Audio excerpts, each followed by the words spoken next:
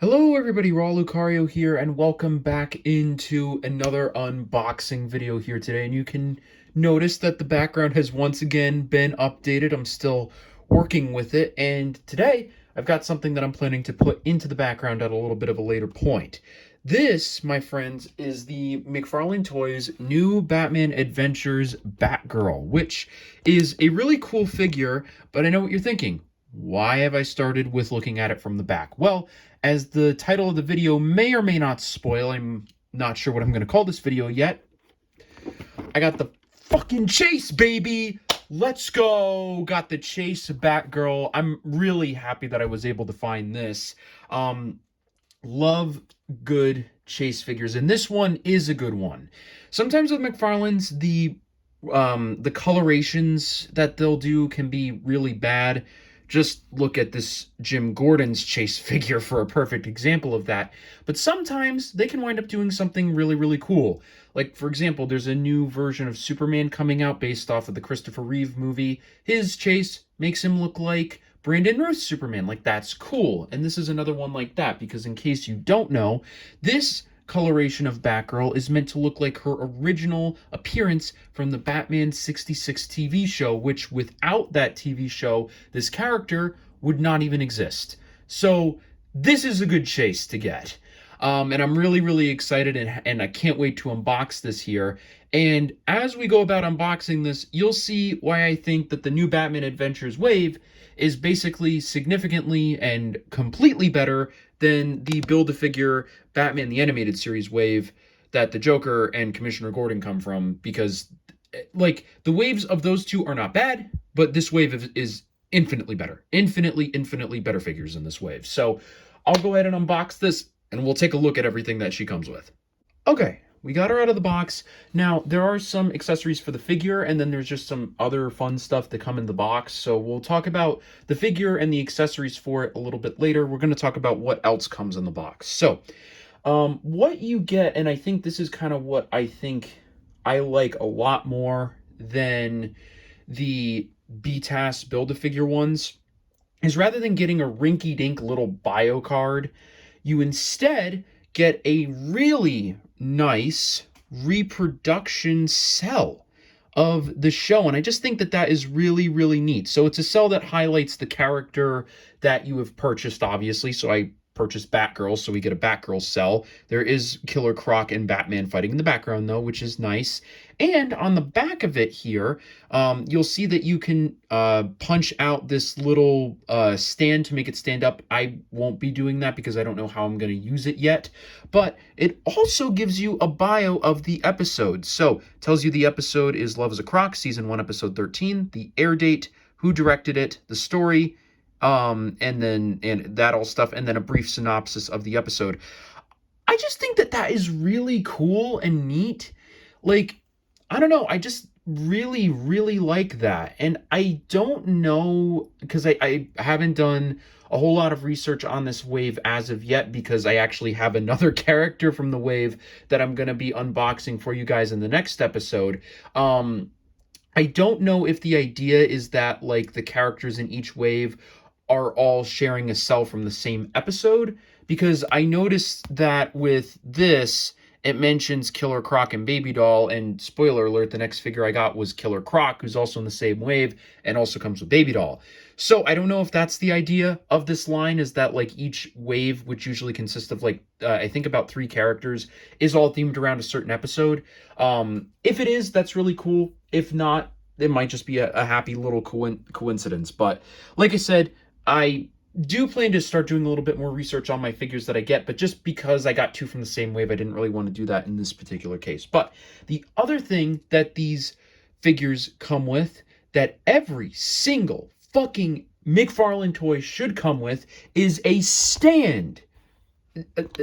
A stand. Like, dude, you have no idea how hard it can be to get these McFarlane figures to stand up sometimes. Now, in my case, I got this really nice big display base, so stands aren't really something that I'm going to be using. But for, you know, someone who doesn't have either the money or the space to put something like this, these figures are not easy to stand up without, like, taking the time to do so. So really, really, these figures do need to come with a stand, like way more often. Now, I'm not the biggest fan of how this stand works, because rather than being able to open it and position it where you need, it's just a snap thing. I don't know that I'm really the biggest fan of that, but, you know, I mean, you can at the very least rotate this, slide it up, slide it down to where you need. You just may want to be careful with closing it in. So if I wanted Barbara to be standing here, I need to lower the stand, actually, because she's a very short figure. Lower it down, lower the camera so you can actually see what the fuck I'm doing. Then we get this in here. And, you know, I mean, there's really no right or wrong way to use a stand. I mean, obviously the idea is to get it at their waist, but whatever works for you, it doesn't really matter. So, I mean, like, this keeps her up, and then it allows you to hit more poses with her just standing there. So, I think that more figures need to come with this. And in case you haven't noticed, another reason I like these figures more than the BTAS ones is just, like, look at the figure. Like, look at it. Like, do you notice something that's missing on this figure that is not present here, but is present on any BTAS build figure? It's this fucking ugly ass cell shading that McFarlane has for some reason decided to do with the BTAS line, but not with the new Batman Adventures line. I really think that cell shading should only be used in cases where it works and is needed. Like, for example, Marvel Legends is releasing a version of the Spider-Man Unlimited suit, which, while the figure does look good, it is in dire need of cell shading. It really, really needs it in order to actively look like what is from the show. These figures do not need that. They really, really don't. And I think the best example is if you look here, this is the original, like, DC collectible figure. That's the McFarlane. Between the two, which one looks better to you? You know what I mean? Like, yeah, this figure could have maybe used, like, the blue on the outside of the cape or whatever, but it's not necessary for the figure to look fine, and when you overdo it, it looks like shit. So this is good. Start doing this with these figures, please, McFarlane. Thank you. I appreciate it. Now, talking about the look of the figure overall, I'm going to bring the camera down a little bit. This, maybe not. This figure, okay, I'm having troubles with this camera stand. I have a new one to try out, but another video. This figure looks great. It just really captures the shape of Barbara. I don't really feel like there's any part of it that is oversized. Maybe the head a tiny bit, but otherwise it looks really, really good. They even got the red shine on the lipstick that Bruce Timm is known for, and getting it in this Yvonne Craig color style is just really, really cool to see. I really love how this figure came out. And you know, I don't really have the original figure for reference, but I did see it in store, and I can assure you that the original, if you're not going to get the chase version, also does look really well done. Like, it's made very, very well. As for posability, you get a decent range of motion with this figure. You can't really raise the arms any higher than that unless you turn them, but the arms are turnable, so you can start doing something like that. And you can get a decent, like, kind of thing with this figure getting the... It's a little hard to get the arms in. But, I mean, you can do some cool things, you know? I mean, it's just, you can't really get it up to her face. Like, say you want her, I don't know, sipping coffee or something. You can't really do that, unfortunately. She has a nice, flexible rubber cape, so you don't really have to worry about it ripping or breaking, as long as you're not, you know, a Neanderthal with it. And then as for the hips, there is no ab crunch, unfortunately, which, given how small this figure is, I can kind of understand why. There are some figures where I don't understand not having an ab crunch, but this one I do. This one would not have worked that well. But luckily, there is a solid range of leg motion to make up for it. You can pretty much get them fully seated, which is good, but they have this really nice sideways leg movement here. So you having leg movement this varied can help make up for ab crunch in certain situations. So at the very least, they do have that, and there is a nice range of bendability on the knees. The hands as well also can flex in and out. Really love to see that. And we also get the same sort of thing on the feet, and they can also bend in as well. You don't usually see that a lot, having bendable feet. Though I will admit the feet do feel a tad fragile, so maybe do be careful with that. But it allows you to really hit some great poses. I mean, like really action-oriented stuff here. The head also doesn't have the greatest range of motion either, but I mean, if you want, you can get like a really cool like kicking pose. You can get maybe a pose where she's swinging on a bat line or something, you know. I mean, there is a fair bit you can do here, and even just generalized standing poses. The main thing is just getting her to stand. Now, for me, that won't be that big of a deal because I can just lean her against the wall, but if you don't have something to do that with, I would recommend using the stand to help with that. But now, to talk about the size of this figure, I think they did the scaling really, really well, and I'll zoom in a little bit just so you can get an idea. So this is Jim Gordon. This is what you would typically expect your figures to be. I think he's about I don't know if he's a 6 or a 7 inch off the top of my head. I don't remember the measurements, but you can see that Barbara standing next to him is a significant portion shorter here. Like, and that's what I wanted from her because she's a teenager. She should be smaller, you know? That I like that. I like the size difference. I mean, you can even see if I were to raise this up to the shelf where Batman is, he's got his knees bent. So he's not even fully standing up, and even still, she is still shorter than him. And he's not even in a full standing position. Like, so I think they did the scaling of this figure really, really well. And then as for the hands that she comes with, she's got this generalized gripping hands in either side, and then she has several other ones we'll take a look at here. So I'm not going to put them all in just because there's a lot, but she's got punching hands here. She's got other gripping hands. And I think some of these hands are meant to grip the accessories that she comes with, which we'll take a look at in a second here. So she's got these other gripping hands here.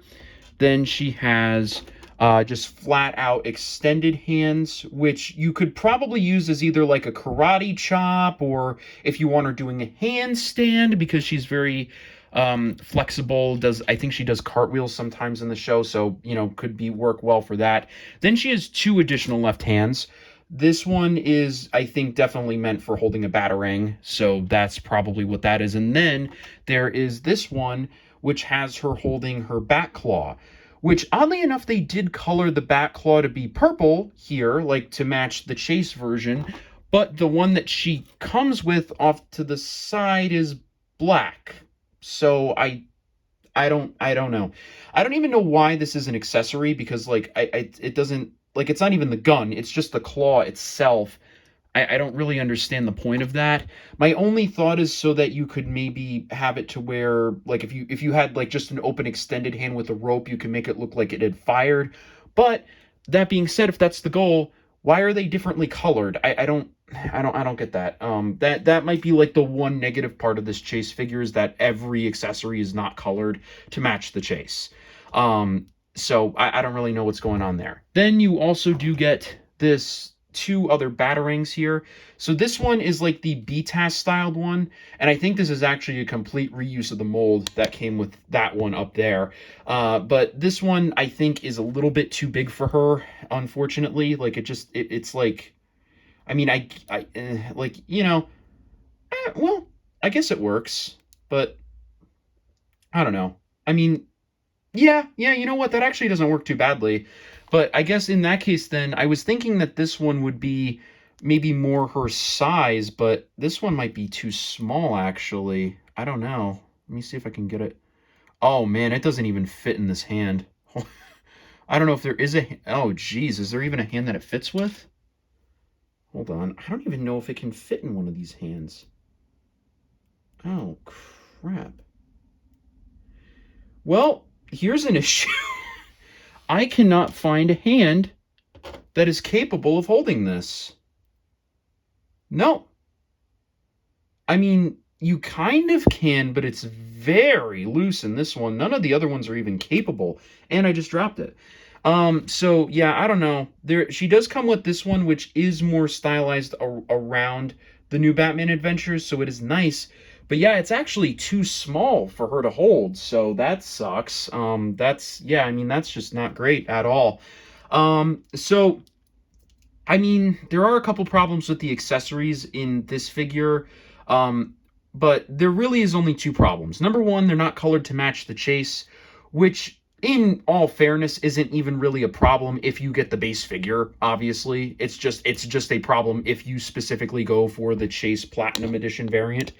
But otherwise, though, and then also the Batarangs too small. But otherwise, this figure is really, really good. I mean, has some issues with standing up, sure, but I mean, nothing that a wall or this included stand wouldn't fix.